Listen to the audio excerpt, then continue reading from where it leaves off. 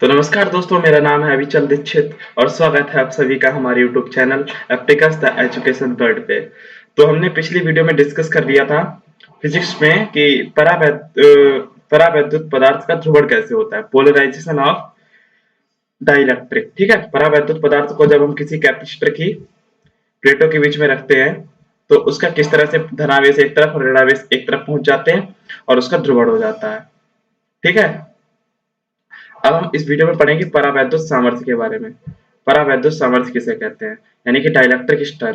जब किसी परावैद्युत पदार्थ को वैद्युत क्षेत्र में रखा जाता है ना, तो वो अधिकतम वैद्युत क्षेत्र को लगातार बढ़ाते जाए तो वो अधिकतम वैद्युत क्षेत्र जिसे वह बिना वैद्युत भंजन के सहन कर सकता है कि एक स्थिति ऐसी आ जाएगी कि जब उस परावैद्युत पदार्थ का भंजन हो जाएगा।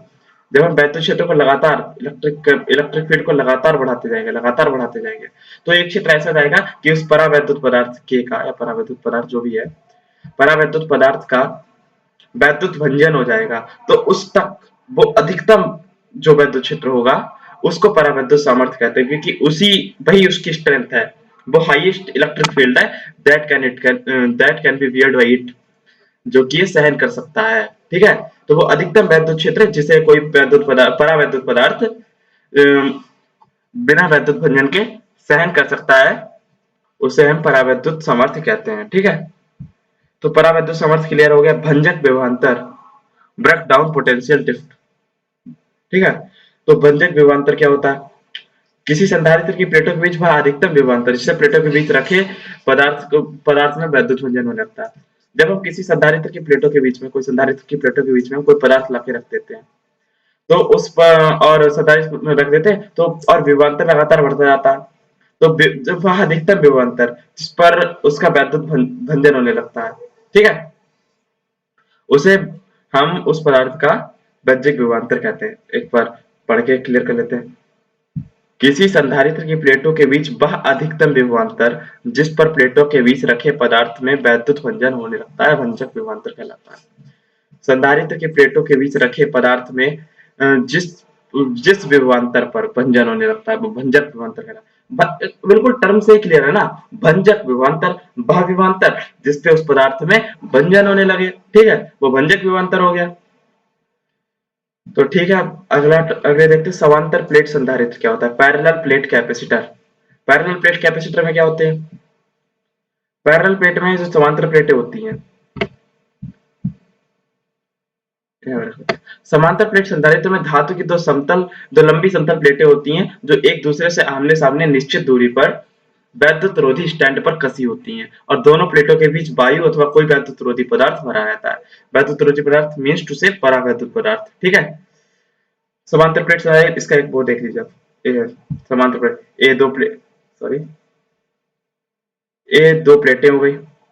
ठीक, समांतर प्लेट संधारित्र दो समतल लंबी प्लेटें, दो लंबी हो गई समतल प्लेटें हो गई। ठीक है, नाम से ही ना पैरेलल प्लेट कैपेसिटर। तो पहले इस कैपेसिटर में क्या होगा, एक प्लेट एक हो गई, एक दूसरी, ये दो प्लेटें हो गई। ऐसे करके आपको चित्र में ऐसे तो दिख रहा है, किनारे देखिए चित्र को, इधर सॉरी इधर है ना।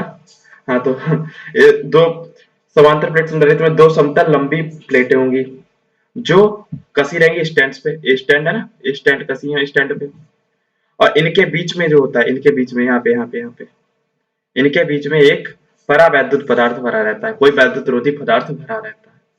तो ये समांतर प्लेट संधारित्र हो गया। समांतर प्लेट संधारित्र कैसा हो गया, सॉरी नाक हटाते हैं।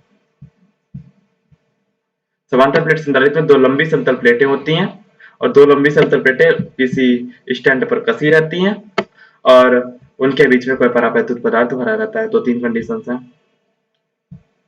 ठीक है, तो समांतर प्लेट संधारित्र की धारिता क्या होगी?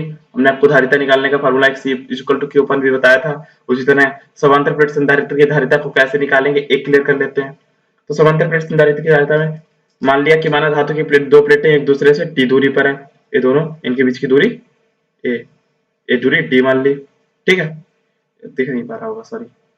इनके बीच की जो दूरी है ये जो दूरी है दोनों प्लेटों के बीच की, ये दो प्लेटें हैं, इनके बीच की जो दूरी है इतनी, एक डी हो गई। यानी प्रत्येक प्लेट पर आवेश का पृष्ठ घनत्व, हमने बताया था आपको, ये सिग्मा से प्रदर्शित करते हैं। आप वीडियो पड़ी हुई है आवेश के पृष्ठ घनत्व पे, आवेश के रेखीय घनत्व पे, वो आप देखेंगे, आपको क्लियर रहेगा आवेश का पृष्ठ घनत्व क्या होता है।